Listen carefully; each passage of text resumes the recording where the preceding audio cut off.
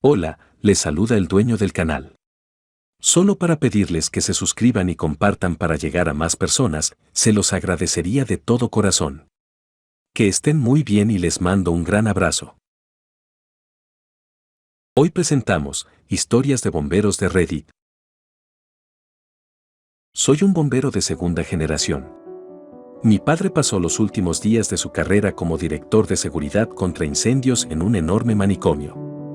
Nuestra versión estatal de la OSA tiene que venir a hacer inspecciones en todas las instalaciones.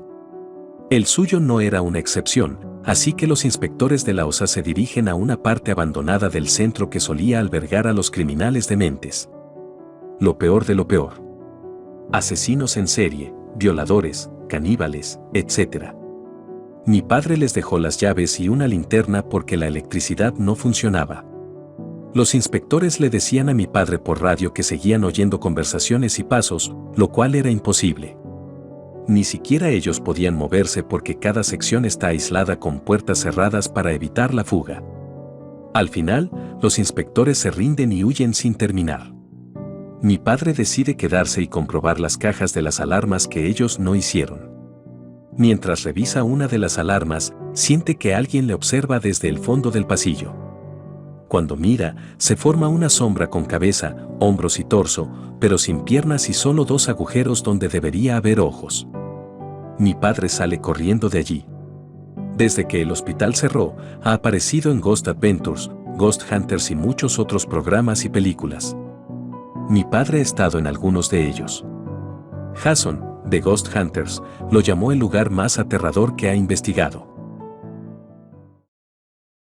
El capitán formaba parte de la primera compañía que fue enviada a una alarma de incendio residencial en mitad de la noche. Nuestros protocolos de envío nos obligan a enviar la primera unidad de emergencia a una alarma de incendio, mientras que el segundo y la compañía de escaleras responden de forma rutinaria. Acudimos a montones de alarmas de incendio y el 99% de las veces están causadas por un sistema defectuoso o por comida quemada, así que no solemos preocuparnos demasiado por ellas. De todos modos, cuando se acercan al vecindario ven el resplandor naranja en la distancia y cuando llegan a la escena se encuentran con una casa de unos 4.000 pies cuadrados con un fuerte incendio en la parte trasera y que ya había atravesado el techo. La llamada se convirtió en un incendio estructural y se enviaron más unidades para ayudar.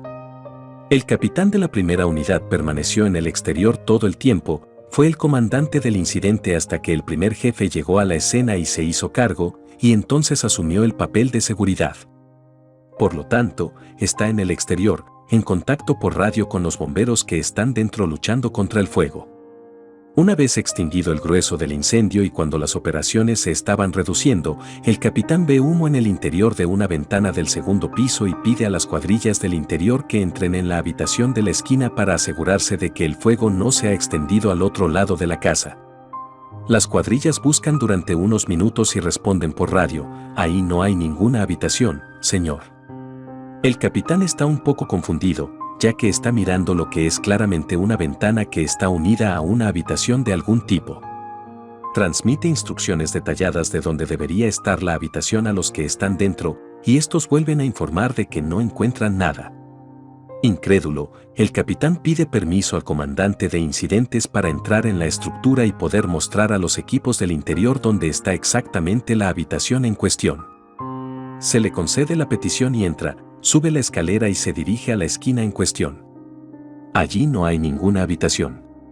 Solo un pasillo con una esquina. No hay puerta, ni ventana, ni habitación. Sabiendo que tiene que haber algo detrás de la pared, abren una brecha en los paneles de yeso y se arrastran para encontrar un dormitorio infantil. El dormitorio tenía una cómoda, un escritorio y una cama perfectamente hecha que parecía no haber sido tocada en años. Por alguna razón, los propietarios de la casa decidieron tapiar el dormitorio y dejarlo tal y como estaba, sin tocarlo ni acceder a él. El capitán dijo que era una de las cosas más extrañas y espeluznantes que había visto en mucho tiempo. Nuestra estación de bomberos no está embrujada, al menos no de forma regular, pero uno de nuestros camiones sí lo está. Dos ejemplos que he visto y experimentado personalmente son, en primer lugar, una noche estábamos respondiendo a una llamada en una zona industrial oscura y aislada cuando el motor de repente hizo mucho ruido, se paró y se detuvo por inercia justo delante de un cruce de ferrocarril. Justo cuando paramos, pasó un tren de mercancías. El motor se puso en marcha y funcionó bien después de que pasara el tren. El segundo ejemplo ocurrió una calurosa tarde de verano, cuando nos llamaron para que fuéramos a una obra de construcción de una autopista por una máquina en llamas. Nos detuvimos y empezamos a avanzar con la línea de mano cuando de repente nos pareció que la manguera se enredaba. Volvimos al camión para comprobarlo y, justo en ese momento, la máquina estalló. No había ningún enredo en la manguera y no estaba atrapada ni colgada en ningún sitio. Nuestro departamento de bomberos está embrujado por un hombre llamado Señor Jones.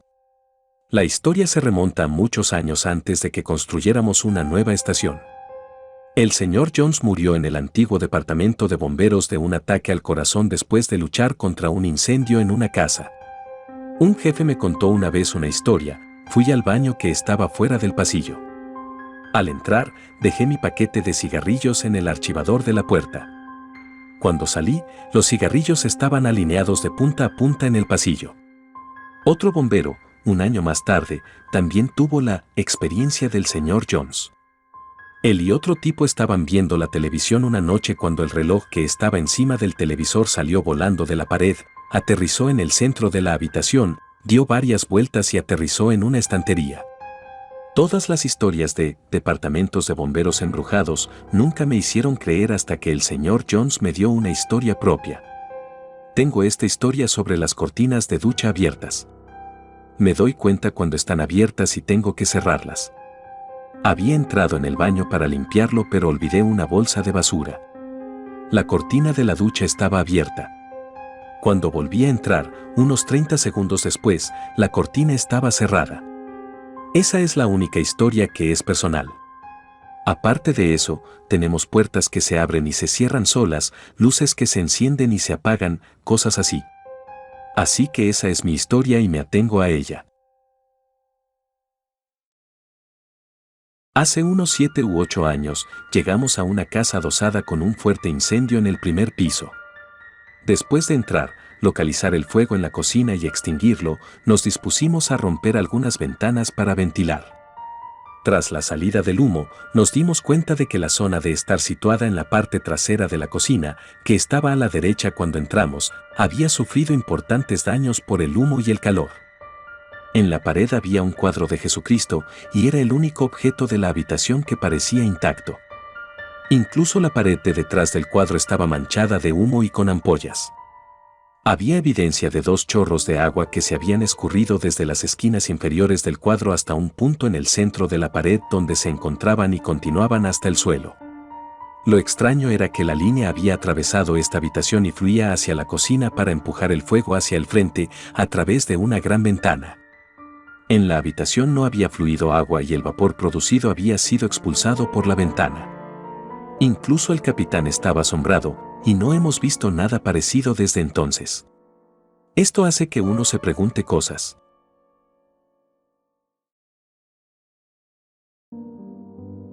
Tenemos un protector. Tuvimos un miembro, Steve, que murió en acto de servicio durante una operación de helicóptero. Desde que murió, los miembros juran que pueden oírlo en el edificio por la noche.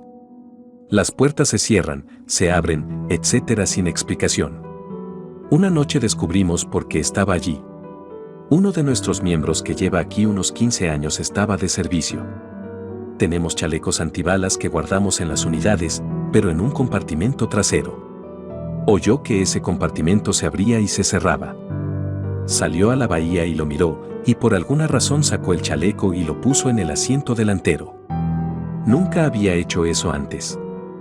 Lo siguiente que se sabe es que ha acudido a un aviso de enfermedad que, tras su llegada, se consideró un tiroteo. No le pasó nada, pero el asunto quedó claro. Se han producido varios incidentes de este tipo.